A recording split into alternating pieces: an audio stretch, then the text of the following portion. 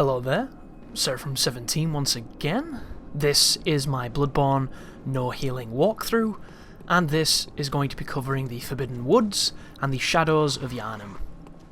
So, we're in the beginning hub of the Cathedral Ward. It's going to be an area that we're going to be moving through frequently, and the paths through it are something that you're going to learn over time, and you're going to get comfortable in navigating the more that you do them.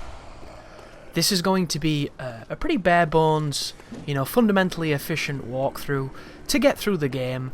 Nothing too extreme or ridiculous when it comes to demand on the players. Hopefully strategies that anybody can emulate and paths that are easily memorized and repeatable. That is usually the kind of thing I go for in this kind of project. So now that we've killed Amelia, which we did quite a while back now, we're able to move down this particular path, and we have the password to get past the tricky door. And it would be nice if you could go up to the door and give the correct password, but it's one of those scripting parts where you only actually have the password once the boss has been felled. So if you come over here, there's going to be a quizzical question through the doorway. You're going to repeat with the old adage, and it's going to let you into the area that leads to the Forbidden Woods. Anybody who remembers the older versions of Bloodborne before a handful of patches will know that there was a really cool shortcut that speedrunners did to jump the casket in central Yarhnam, and it would get you to this area before having to even fight Gascoigne, which is incredibly useful because it means you can get the tonsil stone, it means you can get a bunch of good items quite early on, and potentially you could farm for blood echoes and level up a little bit quicker here, should you choose to do that. However, they chose to patch it, and I'm not entirely sure why they did that. There's a lot of shortcuts in these games, and some of them get patched, some of them don't, and it's one of those that I really wish that they had left it alone. Similarly with the quick kill on Gascoigne, because I thought that was just really interesting. And it's one of those things, isn't it, where you've got to ask yourself the question as I take out one of the beasts here. Something to note too before I get onto this tangent. The enemies in this area are going to have undergone a little bit of an upgrade, so their HP values and their armor values are going to be much higher than the ones you used to. So when you go up to them, unless your weapons are at quite a high level, you're going to realise that the enemies here take a little bit more than the ones you used to.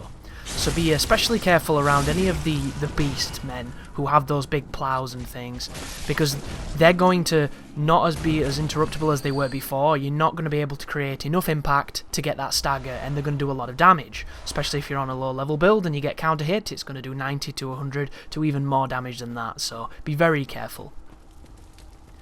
But it does, doesn't it? It matters what kind of question you've got to ask yourself when it comes to the things that they patch.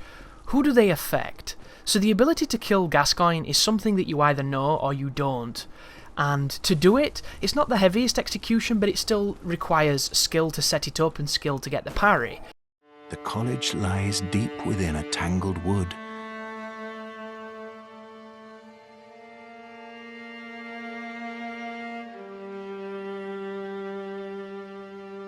Abandoned and decrepit.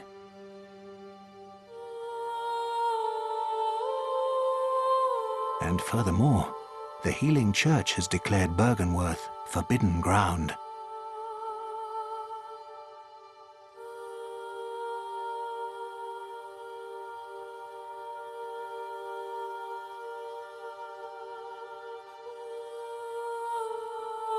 It's unclear how many of its scholars remain alive.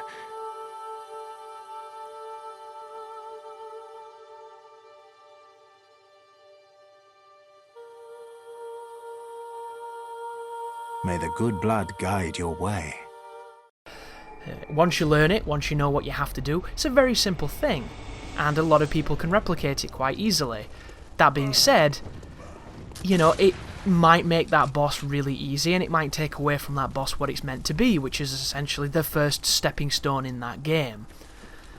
That being said, you don't have to do it, and it becomes this option of choice, doesn't it? If you know about the kill, Maybe you just want to fight Gascoigne, you want to do him the old-fashioned way, you can choose to do that. It's not something that you have to try and avoid, it's something that you've really got to set up, so it doesn't really hurt anybody. And even the people who perhaps don't really want to play this game and they're just doing it for trophies or something, and they hate it, and it's too hard, and they can't play it, and they don't know what to do, and they want a really easy route, setting up that parry is probably not going to be the easiest thing for those people, because if they're having that much difficulty with the game and they're not enjoying it and they don't want to learn, they're not probably going to have the skill set that enables that situation to work reliably, because that takes skill. Even though it's not the largest measurement of said skill, it still is a measurement of skill. And it's this weird quandary of, it doesn't really affect anybody because it's a choice. And I can understand them getting rid of the duplication glitch on the premise that that breaks the game, but they never patched the one in Demon Souls, which broke the game just as mightily, and nobody batted an eye. Oh, by the way, folks, you'll notice I get my blood echoes here. I got to the end of this pit, and I got hit by a Molotov and it one-shot me. So, be very careful when you run through that little latrine there of just nasty oils and things. Also be careful here, because this cannon will always get one shot off, and whatever that guy with the pitchfork does will depend on RNG. Dodge him or kill him, and then get over here and stop this dude from firing cannons. You'll notice I'm using the Saw Cleaver, which is an incredibly powerful weapon because the transformation attack is both fast and incredibly damaging for a very small amount of stamina. And when it comes to min-maxing your damage, this is the weapon to go.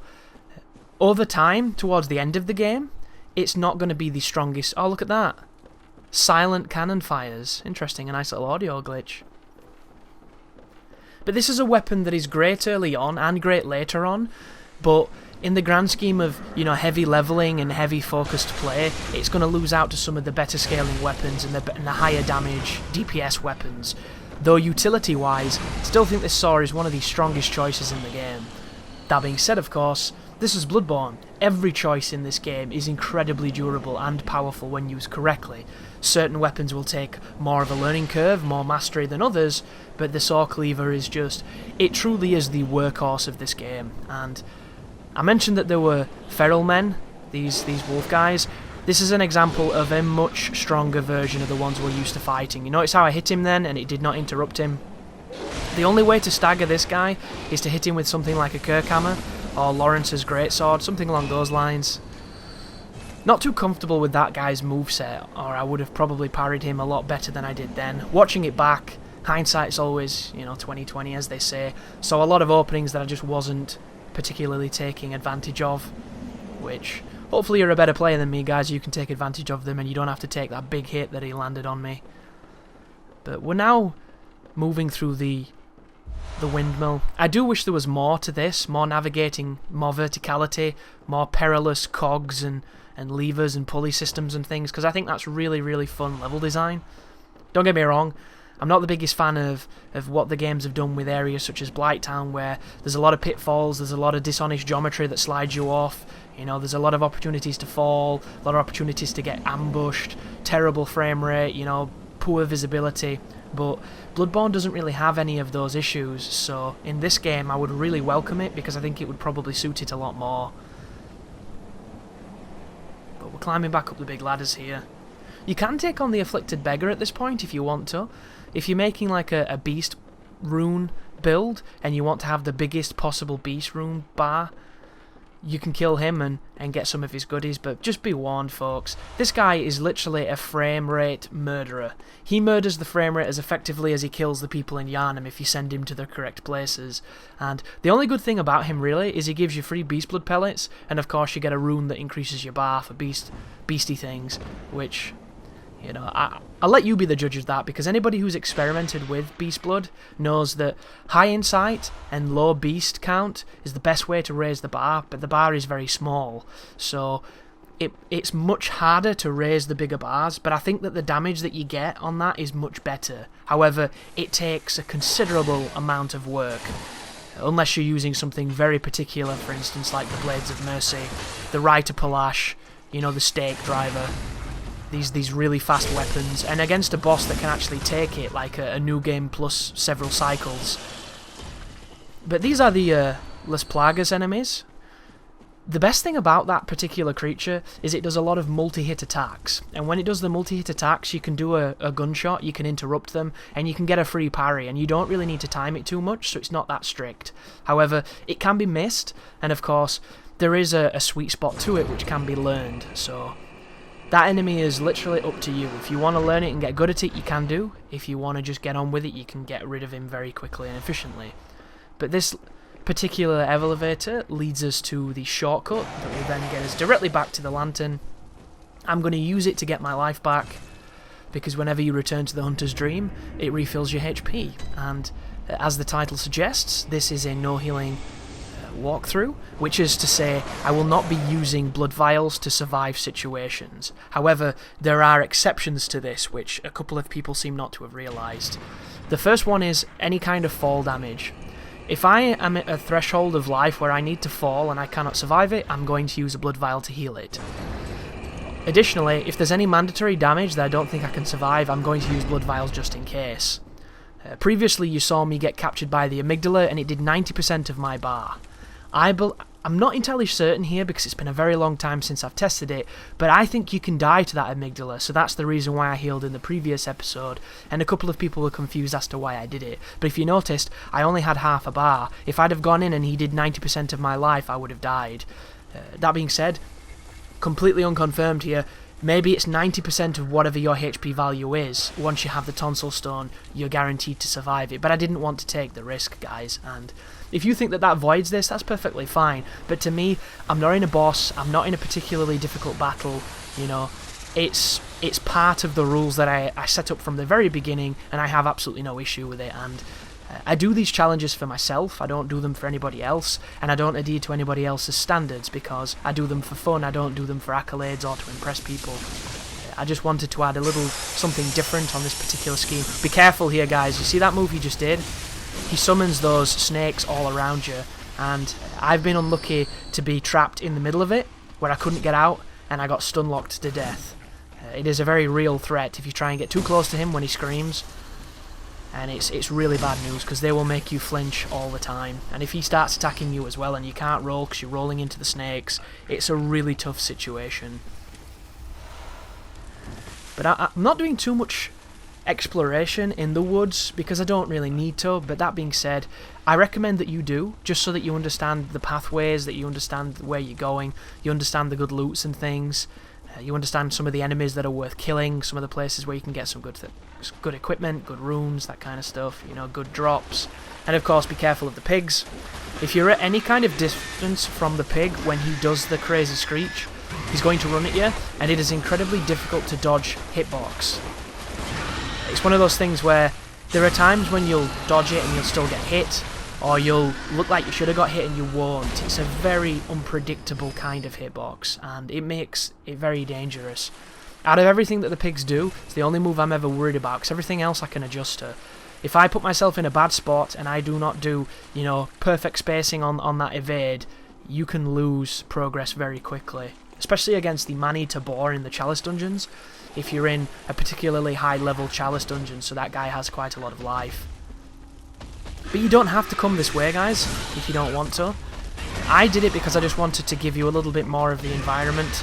You can just completely sprint across the couple of drops on the right hand side of this arena and open up the shortcut, but I wanted to go a little bit more circuitous here. Just because I kind of like running around the woods. It's one of the bigger areas in Bloodborne. Like, a dude like that, you don't have to kill him, but I wanted to, you know? Sometimes it's nice to do things you don't normally do, and I've blasted through this game a ton of times, you know, ignoring enemies and things, and it's one of those things where once you understand how the game works, it's very simple to do this. You know, it's quite simple to do it at any level, really. And I think that's one of the things that some people don't realise when I was critiquing, you know, Sons. What do I call it now? Scholar of the First Sin, sorry. I don't know why I said Sons. Like, one of my critiques of that game, and one of my major criticisms, is the fact that they've put enemies in places to essentially just cock-block the player and kill progress. That's all they're designed to do. They're not designed with any kind of logic or thought behind them. They're there to be a brick wall against progress. And a lot of people have been like, oh, you know, you can't run past the entire game, you know, you're a crybaby, you need to get good and all these other things, and they're completely missing the point of what that statement means. The Souls games have always been a case of if you're good enough you can run past things, and for the majority of these games that is 100% true of almost every area. There are very few areas where you cannot intelligently run past things once you know the spacing, once you know where the enemies are, and once you know how to zigzag and things. And that is how they've always been. It's a fundamental of the series. It's one of the most intuitive aspects of it. It's one of the reasons why speedruns are so much more enjoyable to watch. Dark Souls 2 had some areas that really cramped progress, where you had to wait for doors to open, and you had to wait for statues to move. There was a whole host of areas where instead of giving you progress if you could get to it, you were forced to just stop. And other instances as well where you could instantly get stopped if you got attacked going through a fog door, if you got attacked when you were pulling a lever. All these things that they changed, which made it so that these sweet progresses where you could do these awesome paths just got ruined by just one tiny thing. And then, of course, Scholar came along, and it just threw enemies in tiny corridors where you physically couldn't run past them. Or they would block ladders, they would... all kinds of bizarre moments where they put statues in front of doorways that led to bonfires, and like almost every area had just so many enemies that it was almost confusing as to what the hell the point was, and all the design was destroyed because you lose the flow, you lose that synergy that it has. It's just not good, dude. It's not good at all. But this is Shadows of Yharnam, one of the more taxing bosses in the game. I personally think, Jesus, that was a big hit, that this is the hardest boss in the game for a run such as this, because it's very easy to die. If you're doing a run where you're staying at level 1 and you're trying to get through this game really quickly and you're not upgrading as good as you could, or you're not going into chalice dungeons to bulk yourself up a little bit, this is one of those encounters that can be very challenging. But you'll notice I'm going to compensate for my lacking strength with a buff and with the beast pellets, and I always go for the magic guy first, because he's the guy that causes the most hassle. Then I like to go for the guy who rushes you down the most, who's the person I'm parrying now, and then I save the candle guy for the end, because he's the one who has the longest wind up for things, and he's the guy that I find really easy to exploit, as I take a big hit just then. But this dude, you want to be real careful when he puts his hand in the ground like that, because it means he's going to start attacking with the snakes, and the snakes are random, but as a rule I like to stay near the shadow, because generally they'll not come where he is. It's kind of to punish people that aren't close to him.